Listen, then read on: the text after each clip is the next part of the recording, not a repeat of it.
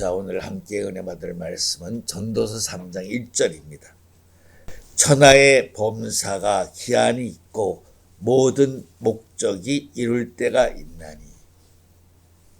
자, 오늘 말씀의 주제를 하나님의 때와 인간이 잡을 수 있는 기회. 은혜는 사람의 것이 아닙니다. 은혜는 하나님이 우리에게 무조건적으로 주시는 선물이라고 말씀했습니다.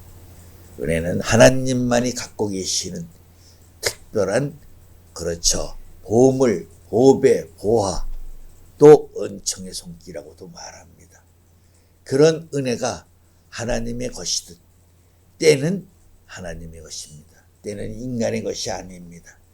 때는 하나님이 어떤 목적을 이루시는 시간, 하나님 어떤 목적을 이루는 순간, 또 하나님이 어떤 목적을 이루시고자 하시는 계획된 시간, 이런 것을 가리켜 우리가 때라고도 말하죠.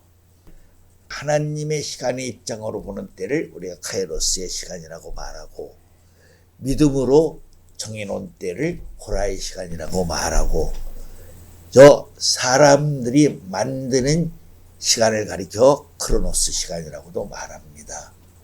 이사야 39장 8절 말씀. 여호와께서 또 가라사대 은혜의 때에 내가 네게 응답하였고 구원의 날에 내가 너를 도왔도다. 내가 장차 너를 보호하여 너로 백성의 언약을 삼으며 나라를 일으켜 그들로 그 황무하였던 땅을 기업으로 상속케 하리라. 고린도후서 6장 2절 말씀. 가라사대 내가 은혜를 베풀 때에 너를 돕고 구원의 날에 너를 도왔다 하셨으니 보라 지금은 은혜 받을 만한 때요 보라 지금은 구원의 날이로다. 때는 이미 안세전에 그리스도 안에서 다 예정한 것이다. 준비하신 것이다. 세우신 것이다. 그래서 이 땅에 보내시는 사람들도 때에 맞게 때를 따라 은혜 받을 만한 때에 이 땅에 보내신다는 것입니다. 그렇기 때문에 하나님이 경영하시는 그때를 잘 포착해서 나의 것으로 붙잡는 시간을 가리켜서 기회라고 말하는 것입니다. 때는 하나님의 것이요 기회는 그때를 바라보면서 사람이 만드는 시간, 그것을 기회라고 말하는 것입니다.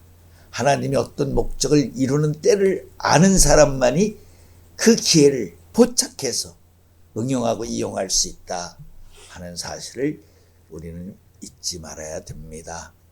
그렇기 때문에 세상 말에도 영웅은 때가 만드는 것이다, 그런 말이 있죠. 갈라디아 4장 4절의 말씀에도 때가 참에 오셨다. 그때는 히브리 9장 27절 말씀처럼 예수님이 자주 고난을 받지 않기 위해서 세상 끝에 오셨다. 단번에 자기 영혼을 속건제물로 산제사 드리시기 위해서 어떤 목적을 한 번에 이루시기 위해서 세상 끝에 오셨다. 정해진 때를 말씀하고 있습니다. 고전 7장에 보면 때에 대한 말씀이 많이 나오죠.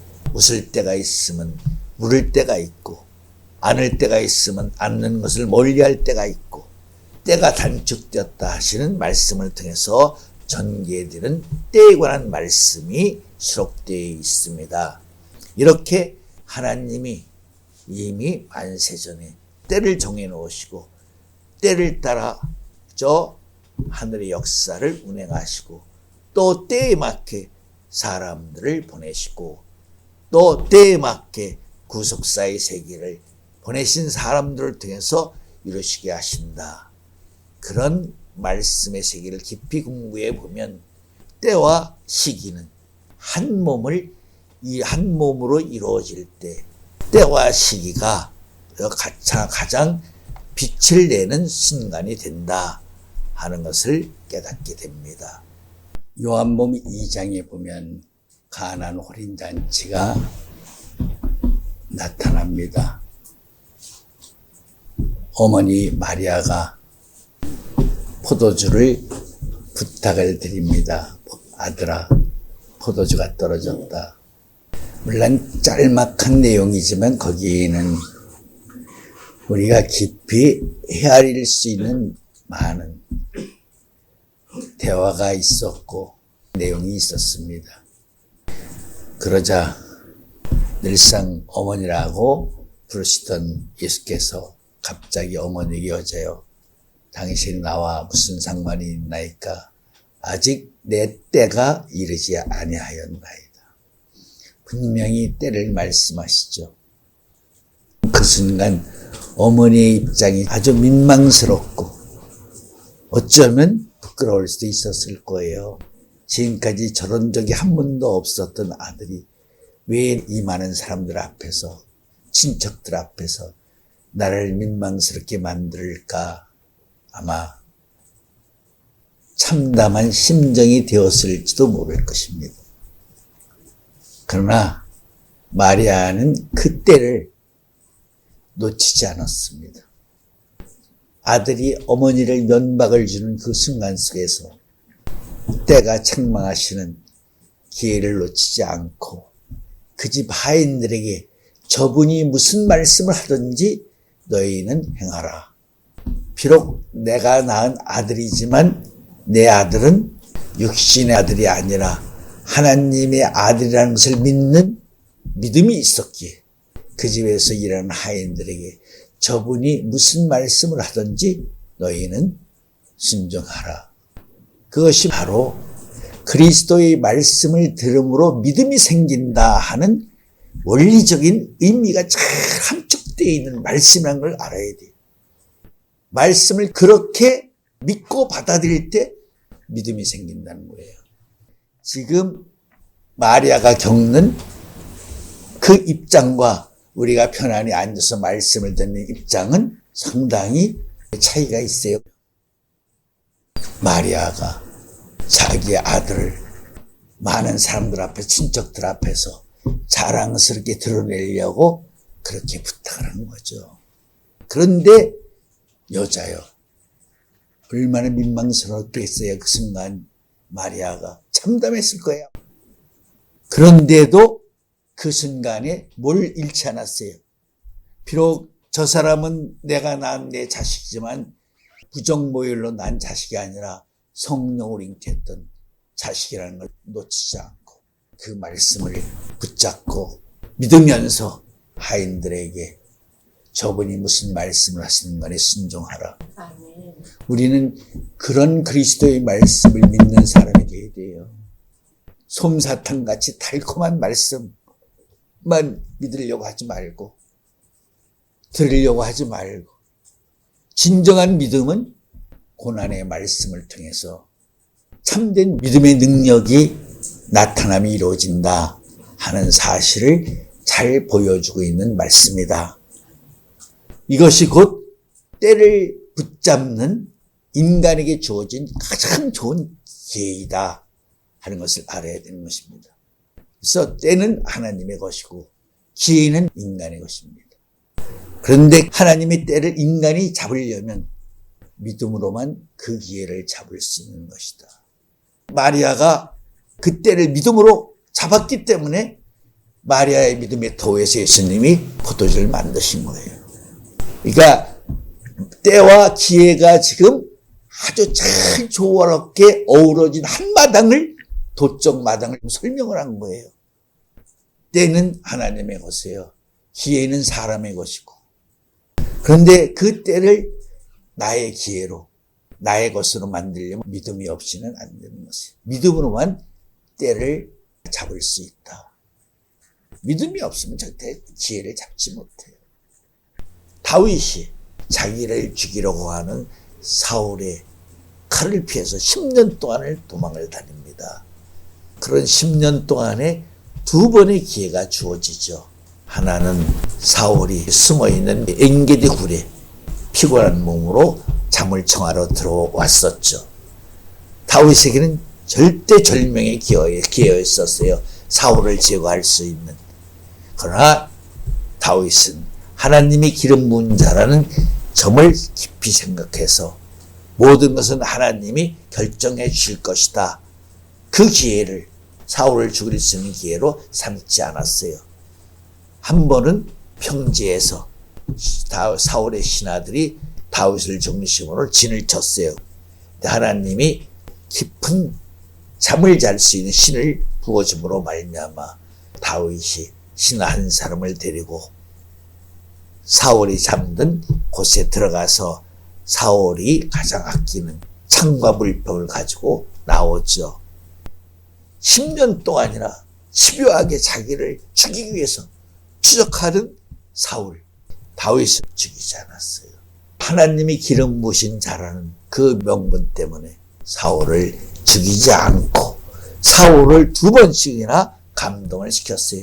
물론 감동을 시키는 순간은 사울이 울면서 다윗의 의를 칭찬해주고 인정해 주었지만 이제 감동된 그 순간뿐이지 사울은 진정으로 회개하지 않았다는 것이죠. 다윗은 내 마음에 합한 자다. 내가 저를 통해서 내 뜻을 이루리라.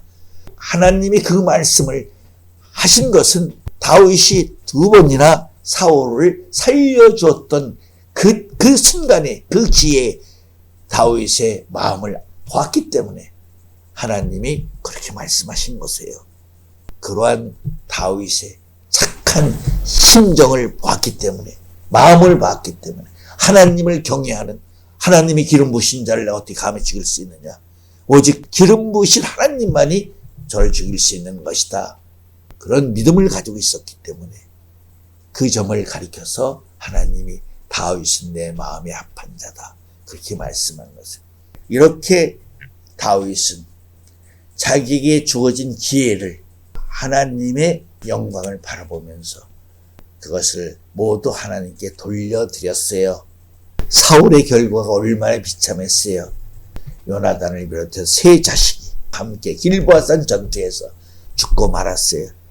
블레셋 족속이 시체를 확인하러 왔다가 사울의 목을 잘라가지고 갑옷은 갑옷대로 베끼고 자기네 성벽에다가 사울의 머리를 창에 박아서 매달아 놨죠. 그러나 그 결과로 인해서 다윗은 드디어 이스라엘의 왕이 되었죠. 헤브론에서 왕으로 기름 부음을 받아서 유다 족속의 왕이 되었습니다. 다윗은 자기에게 주어진 기회를 긍정적으로 잘 이용한 사람이다 하는 점을 우리가 알아야 됩니다. 신명기 11장 14절 말씀에 보면 하나님이 때를 따라 이른 비와 늦은 비를 주신다. 예레미야 5장 24절, 요엘 2장 23절에도 같은 말씀. 예레미야 5장 24절. 또 너희 마음으로 우리에게 이른 비와 늦은 비를 때를 따라 주시며 우리를 위하여 추수 기한을 정하시는 우리 하나님 여호와를 경외하자 말하지도 아니하니. 농부가 아무리 성실하고 정직하게 부지런히 농사를 지으려고 애써봐도 하나님이 은혜를 주시지 않으면 안 돼요. 이른 비와 늦은 비, 때를 따라 적당하게 비를 주셔야 작물이 잘 될 수가 있죠. 때를 따라 이른 비와 늦은 비를 주는 것처럼 때를 따라 먼저 하나님의 첫째 은혜를 주시는 것이에요. 고린도후서 6장 2절 말씀. 가라사대 내가 은혜 베풀 때에 너를 듣고 구원의 날에 너를 도왔다 하셨으니 보라 지금은 은혜 받을 만한 때요 보라 지금은 구원의 날이로다. 우리가 구원을 받기 위해서는 먼저 은혜를 받아야 된다는 것이죠. 은혜를 받은 사람만이 그리스도의 말씀을 듣고 믿는 믿음이 생긴다는 것이에요. 은혜를 받지 않는 사람은 그리스도의 말씀을 아무리 들어도 믿음이 생기지 않아요. 노아가 은혜를 받음으로써 방주를 말씀을 믿고 순종했던 거예요. 우리가 하나님의 때를 우리 것으로 우리의 시기, 기회를 만들려면 첫째, 은혜를 받고 두 번째, 은혜를 통해서 하나님의 말씀을 듣고 믿는 믿음이 이루어져야 된다는 거예요. 은혜를 통해서 하나님의 말씀을 믿는 믿음이 생기고 그 믿음을 통해서 하나님의 때를 나의 것으로 만들 수 있다. 때는 하나님의 것이고 기회는 사람의 것인데 때와 기회를 하나로 만들기 위해서는 믿음 안에서만이 때와 기회가 하나가 되는 것이다. 요한복음 2장 가나의 혼인잔치도 그렇게 어우러진 마당이었다 하는 것을 알아야 된다는 것입니다. 엘리사와 게하시를 생각해 보세요. 나만 장군이 금은을 많이 가지고 왔어요. 끝까지 받아달라고 간청하는 나만이 가져온 예물을 엘리사가 끝까지 고사. 무슨 내용인지 몰라도 절대 받지 않았다는 거예요. 게하시가 생각할 때는 이스라엘에 얼마나 많은 과부가 있고 어려운 사람들이 많은데 그거 받아가지고 베풀어주면 얼마나 좋을까. 어떻게 생각해보면 게하시의 생각이 맞을 수도 있어요. 우리가 잠언에 사람의 생각을 옳은 듯한 필경 그것이 사마의 길이라는 말씀이 있죠. 그런데 왜 엘리사는 것을 끝까지 받지 않았는가? 내중에 게하시가 스승 몰래 가서 받아가지고 와서 스승으로부터 저주를 받음으로써 말씀대로 문둥병이 걸리고 말았죠. 그때에 엘리사가 한 말을 여러분들이 기억을 해야 돼요. 지금이 어찌 물건을 받을 때이며, 게하시는 때를 모르기 때문에 인간적으로 생각을 하는 것이에요. 엘리사는 때의 비밀을 아는 사람이에요. 그 때의 비밀을 알았기 때문에 나만이 받아주기를 간청하는 그 예물을, 당연히 받을 수 있는 예물을 끝까지 고사했다. 끝까지 거절했다는 거예요. 엘리사는 왜 받지 않았어요? 이걸? 나만의 후손을 통해서 하나님이 세 동방박사 중 한 사람을 준비했다는 거예요. 엘리사는 그걸 알았기 때문에, 엘리사는 때를 아는 사람이기 때문에, 때의 비밀을 아는 사람이기 때문에 그 때를 위해서 그렇게 예비하고 준비했는데 게하시가 가서 엉뚱한 짓을 했기 때문에 저주를 받은 거예요. 그러니까 때를 알려면 첫째 은혜를 받아야 돼요. 은혜를 받은 사람만이 그리스도의 말씀을 통해서 때의 비밀을 알고 때의 비밀을 알므로써 그 비밀을 믿음으로 짊어지고 엘리사처럼 때의 마당을 준비할 수 있는 사람. 아까 마리아도 예수님의 말씀에 이적을 나타낼 수 있는 마당을 준비해 줬죠. 그렇기 때문에 때는 하나님이 정하신 것이고 정하신 때를 잘 이용할 줄 아는 사람이 기회를 잡은 자다라고 말할 수 있는 것입니다. 기회는 아무 때나 오는 것이 아니죠. 영국 속담에는 평생 기회는 한 번 온다. 우리나라는 세 번 온다는 속담이 있죠. 기회는 아무 때나 오는 것이 아니라 기회는 오직 하나님이 어떤 목적을 이루시고자 하시는 그 때 속에서만이 기회가 존재하는 것입니다.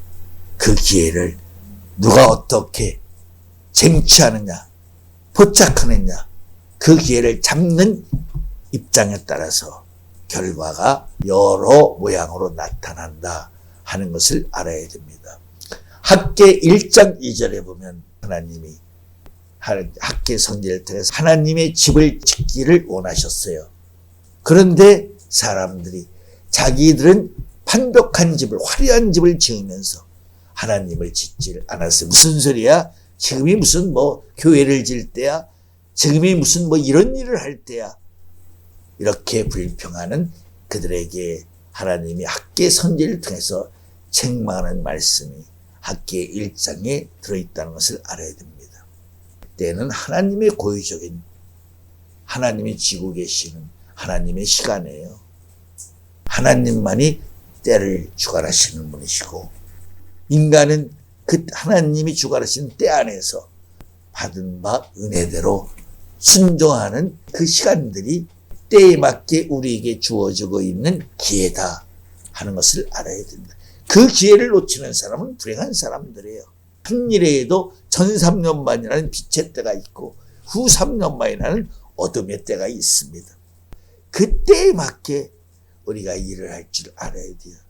빛이 있는 동안에 일하는 사람은 빛의 사람이고 어둠의 때에 일하는 사람은 어둠의 사람들이에요.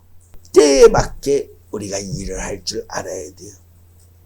하나님이 어떤 목적을 이루시고자 하시는 그때 안에서 우리에게 주어지는 기회를 절대 놓쳐서는 안 되는 것이다. 그 기회를 놓쳐서 비참한 결과를 당하는 사람들도 많이 있죠. 바나바는 그런 기회를 잘 이용해서 자기의 재산을 팔아서 몽땅 하늘나라의 역사에 일을 하고 있는 사도들에게 다 바침으로 말미암아 권위자라는 바나바라는 새 이름을 얻었습니다. 그걸 보고 따라하려고 했던 아나니아와 삽비라는 기회는 잘 잡았어요. 잘 포착을 했어요. 그런데 바나바와 같이 일을 하지 못했습니다. 막상 팔아서 바치려고 하니까 물질에 대한 미련 때문에 반을 감추고 반만 들이다가 결국은 성령을 통해서 그 비밀을 알고 베드로가 책망함으로 말미암아 남편이 먼저 죽고 아내가 같은 날 죽고 말았습니다. 어떤 사람은 하나님이 정해놓은 때에 그때를 긍정적으로 은혜의 차원에서 잘 포착해서 이용하면 큰 축복을 받는 사람이 있는가 하면 어떤 사람은 때 안에서 자기에게 주어진 시기를, 기회를 그렇죠 부정적으로 이용함으로 말미암아 영원히 저주를 받았다 하는 사실을 알아야 되는 것입니다. 때라는 말씀은 하나님이 구속사의 세계를 이루시는 정해놓은 고유적 시간임을 깨달아야 됩니다. 다 때에 맞게 정해놓으셨다는 것이죠. 때 중에서 시작이 중요합니다. 시작이 반이라는 말처럼. 그러나 끝은 더 중요하다는 것이죠. 그 끝을 이루러 오는 사람들을 가리켜 성경은 여러 가지로 표현되고 있어요. 늦게 온 사람으로부터 약속된 한 데나를 먼저 주는 것이 내 뜻이니라. 마지막 사람이 하나님의 뜻의 사람들이에요. 뜻을 완성할 수 있는 종료의 시간에 온 사람들. 가장 큰 의미의 기회를 가진 사람들이죠. 그렇기 때문에 여자가 낳은 자 중에서도 세례요한이 가장 큰 사람이었었어요. 왜? 세상 그때 예수님과 함께 파트너십으로 왔기 때문에 히브리 민족을 통해서 하나님이 이루시고자 하는 그 구속 경륜을 마지막으로 이루어져가지고 마지막 시간대에 예수님을 위해서 온 사람이었기 때문에 예언과 선자의 마침이라는 의미를 가지고 온 사람이기 때문에 그는 여자가 낳은 중에서 율법과 예언 선자의 마침까지 그 과정 안에서는 가장 큰 자가 되었다라고도 말씀할 수가 있지요. 마찬가지입니다. 마지막 때 종말론적인 입장 재림의 마당에 마지막 때에 온 사람들이야말로 가장 큰 영광을 받게 되는 사람들이다 하는 점을 잊지 말아야 됩니다. 때와 시기는 오직 믿음으로서만이 한 몸을 이룰 수 있다는 것을 알아야 돼요. 믿음이 없으면 때를 가르쳐줘도 자기의 기회를 잡지를 못해요. 믿음 안에서만이 하나님이 주신 때 안에서 자기의 시간, 자기의 기회를 잡을 수 있는 것이에요. 자, 시간이 돼서 여기까지만 하겠습니다.